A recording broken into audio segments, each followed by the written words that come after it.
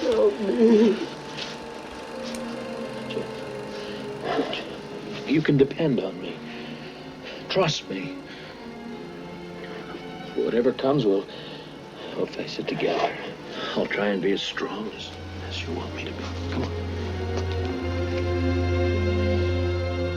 You know, I'm really lucky because I live in Los Angeles, and, you know, it has this history of films that were made back from the early years of cinema.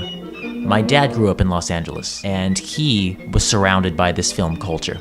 You know, when he had me, he was always pushing for me to watch films with him because that was something that was really true to who he was. You know, finally he told me that it was really important that I watch this movie Rear Window with him, which is the Alfred Hitchcock film. This is the apartment of a man named Jeffries, a news photographer whose beat used to be the world. The movie was so different from everything I've seen, and it was probably the first film that I watched that really had a solid story. First I watched them just to kill time, but then I couldn't take my eyes off them, just as you won't be able to.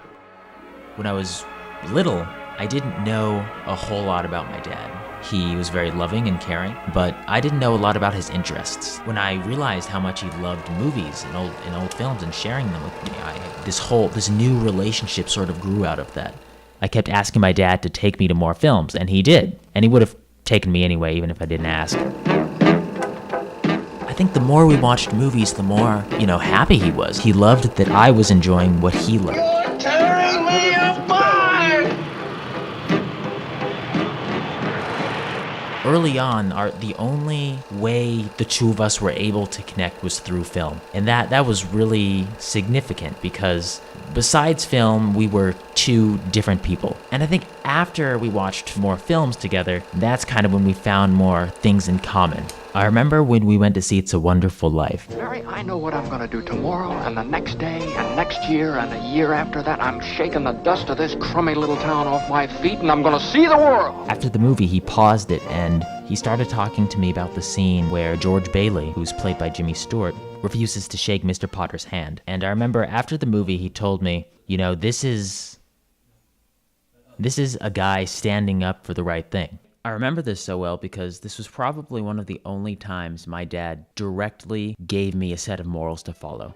It was also interesting because I feel like parents teach their children in different ways. My dad, he really taught me through film. I mean, that was kind of what he was comfortable with, so that's what he did. Look, there go the Millers again.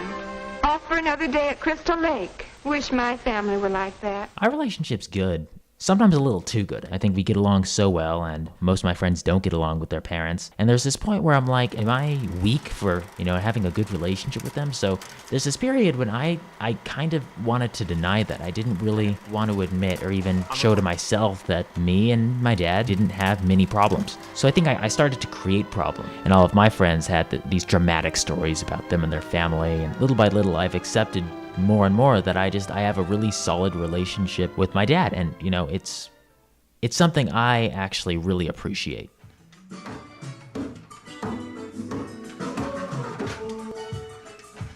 You know, I've heard so many times that, you know, a good dad is just someone who shows up, which honestly, for the longest time, I really didn't understand what that meant. But you know, I feel like as I've gotten older, I've really seen just how many people I know, their families are just not around. They're not there to do what a family should do. And that alone I've underestimated because my dad, you know, he was such a good dad and he was always there, and he is always there. And as he's taken me to more films, I've seen this other side of him, which isn't just, you know, a father figure, but I've seen this person who was so passionate about something that he would go out of his way to share it with the people he loved, and he shared it with me. Whatever comes, we'll face it together.